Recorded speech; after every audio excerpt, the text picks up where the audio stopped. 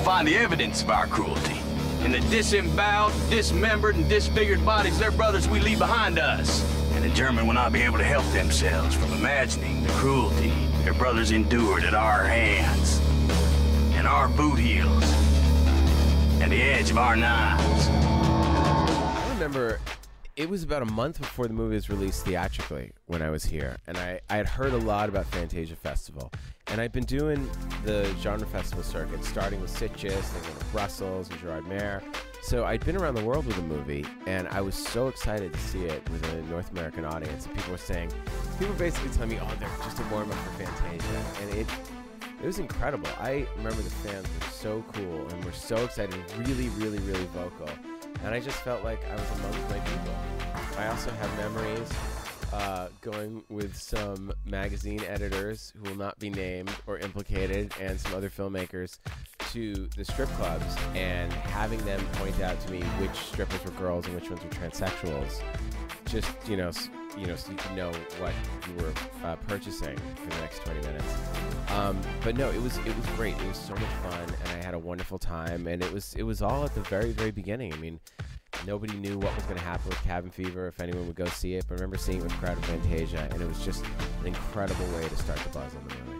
Fantasia Festival offers a selection of movies that you're not going to find anywhere else in the world. And I know with your programming and Mitch Davis, I remember looking at the selection of movies thinking that these are films that other festivals, even other genre festivals, would not get a chance to. If it was really crazy and offbeat, no matter what the budget was, people really, really gave it a chance. So, and the theater was fantastic. So I remember watching the film So Close and Ichi the Killer and a lot of these movies that I had never seen or had missed at other festivals, seeing in this beautiful, beautiful giant screen with 700-seat audience. To get that experience, you can't repeat that anywhere else. It was incredible.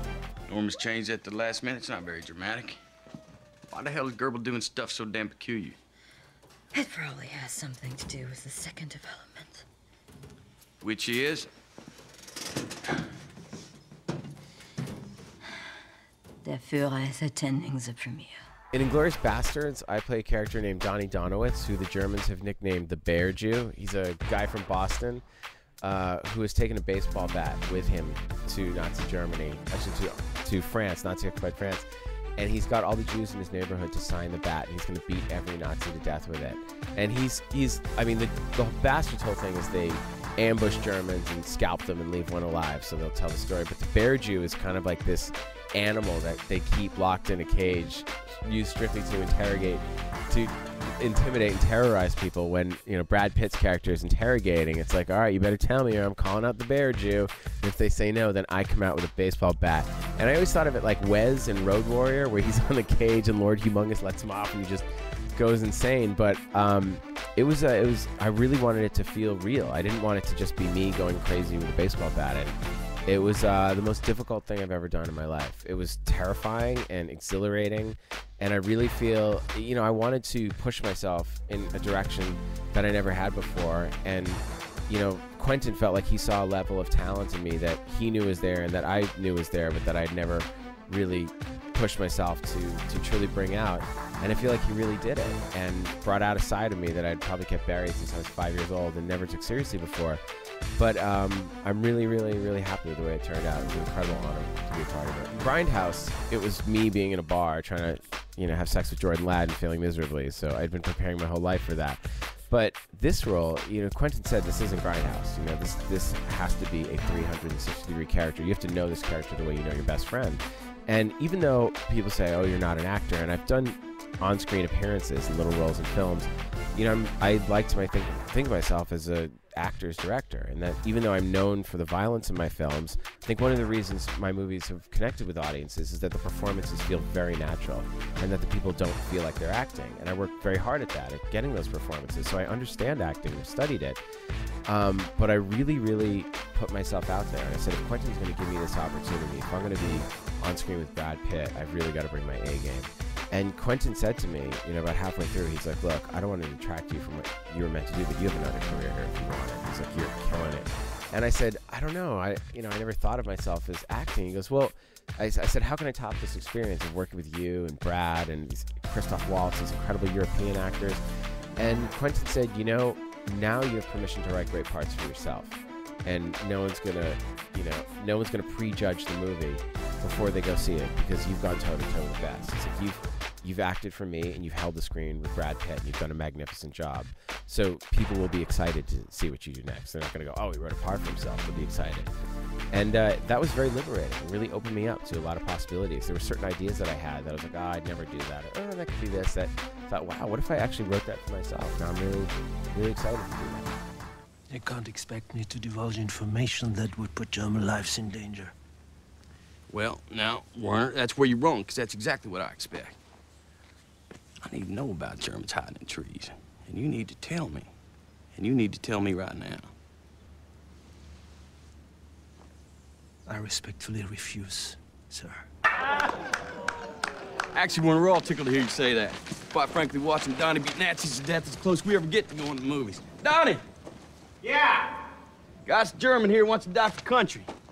Oblige him. As a director, the next thing I'll be doing is I want to do Endangered Species, my sci-fi movie. It's like action sci-fi. I wrote it. I was in the middle of the script when Quentin called me off to war, so I put it down and now I'm finishing it. And it's I wanted to do a movie that would be like Jurassic Park or Transformers or Cloverfield, something PG-13. Science fiction based, but scary science fiction with lots of action and mass destruction. And I'm really excited about that. Then I've also been working on the script for Thanksgiving.